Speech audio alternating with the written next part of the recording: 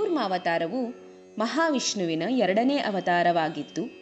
ಈ ಅವತಾರದಲ್ಲಿ ವಿಷ್ಣುವು ಆಮೆಯ ರೂಪ ತಾಳಿ ದೇವದಾನವರಿಗೆ ಸಮುದ್ರ ಮಂಥನ ಮಾಡಲು ಸಹಾಯ ಮಾಡಿದನು.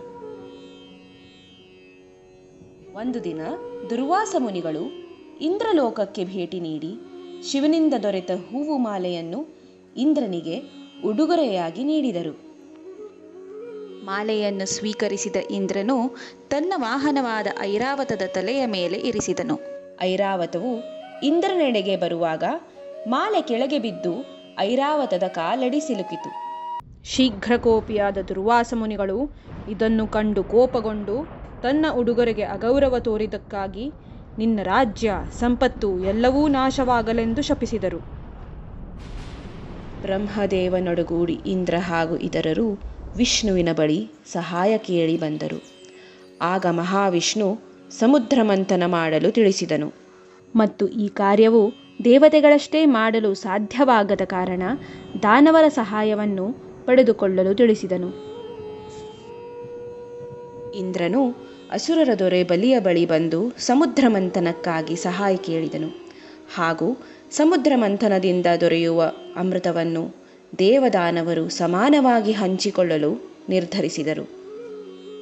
ವಿಶಾಲ ಕ್ಷೀರಸಾಗರದಲ್ಲಿ ಮಂಥನ ನಡೆಸಲು ಕಡುಗೋಲಾಗಿ ಮಂದಾರ ಪರ್ವತವನ್ನು ಆಯ್ಕೆ ಮಾಡಿಕೊಂಡರು ಹಾಗೂ ಹಗ್ಗದಂತೆ ಬಳಕೆಯಾಗಲು ವಾಸುಕಿ ಸರ್ಪವು ಒಪ್ಪಿಕೊಂಡಿತು. ನಂತರ ವಾಸುಕಿಯ ತಲೆಭಾಗ ಹಾಗೂ ಬಾಲಭಾಗವನ್ನು ಯಾರು ಹಿಡಿಯಬೇಕೆಂದು ವಾದವಾದಾಗ ದಾನವರು ನಾವೇ ಶ್ರೇಷ್ಠರು, ಹಾಗಾಗಿ ನಾವು ತಲೆಯ ಭಾಗವನ್ನೇ ಹಿಡಿಯುತ್ತೇವೆ ಎಂದರು. ಆಗ ದೇವತೆಯರು ಬಾಲಭಾಗವನ್ನು ಆಯ್ಕೆ ಮಾಡಿಕೊಂಡರು.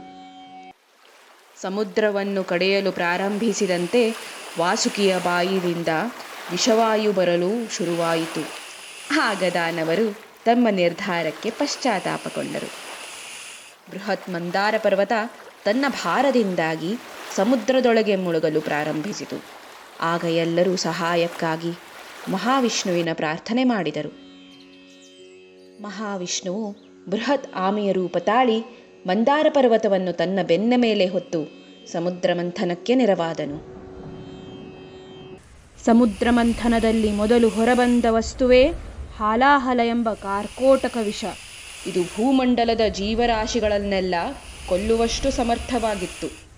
ಭಯಗೊಂಡ ದೇವದಾನವರು ಬ್ರಹ್ಮದೇವರ ಸಲಹೆಯಂತೆ ಶಿವನನ್ನು ಪ್ರಾರ್ಥಿಸಿದರು.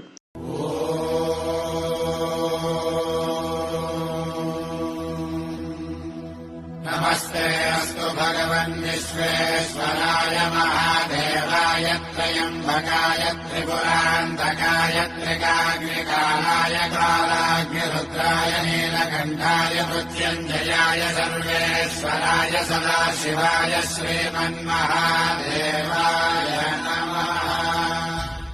ನಂತರ ಸಮುದ್ರ ಮಂಥನದಿಂದ ಕಾಮಧೇನು ಉದ್ಭವಿಸಿತು. ಇದನ್ನು ಋಷಿಗಳು ತಮ್ಮ ಯಜ್ಞಕ್ಕಾಗಿ ತೆಗೆದುಕೊಂಡರು.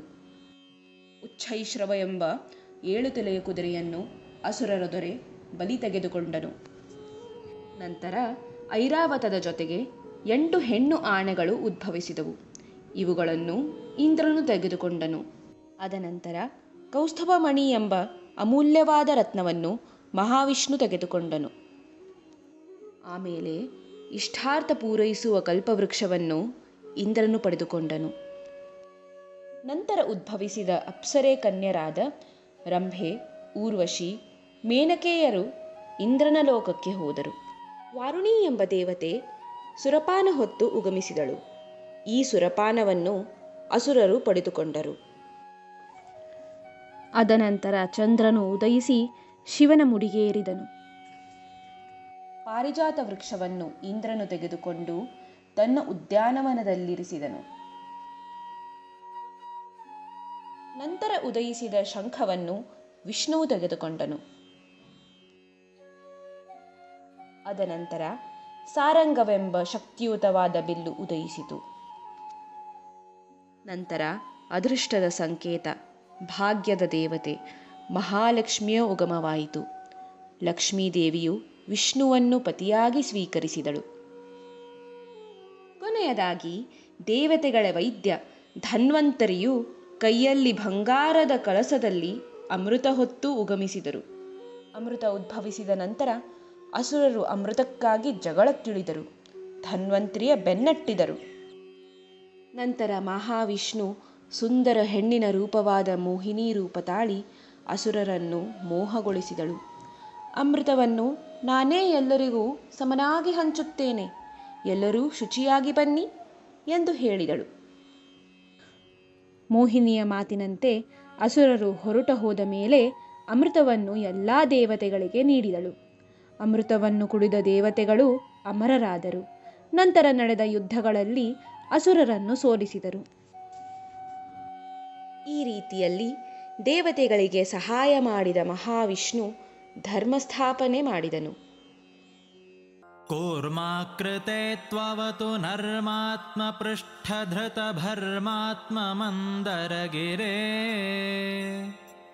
ಧರ್ಮಾವಲಂಬನ ಸುಧರ್ಮಾ ಸದಾ ಕಲಿತ ಶರ್ಮಾ ಸುಧಾ ವಿತರಣಾತ್ ದುರ್ಮಾನರಾಹುಮುಖ ದುರ್ಮಾಯಿ ದಾನವ ಸುಮರ್ಮಾಭಿಭೇದನ ಪಟೋ ಘರ್ಮಾರ್ಕ ಕಾಂತಿವರವರ್ಮಾ ಭವಾನ್ ಭುವನ ನಿರ್ಮಾಣ ಧೂತ ವಿಕೃತಿ. ವಿಡಿಯೋ ಇಷ್ಟವಾದಲ್ಲಿ ಲೈಕ್ ಮತ್ತು ಶೇರ್ ಮಾಡಿ ಮತ್ತು ದಿವ್ಯಾಖ್ಯಾನಂ ಚಾನಲನ್ನು ಸಬ್ಸ್ಕ್ರೈಬ್ ಮಾಡಿ.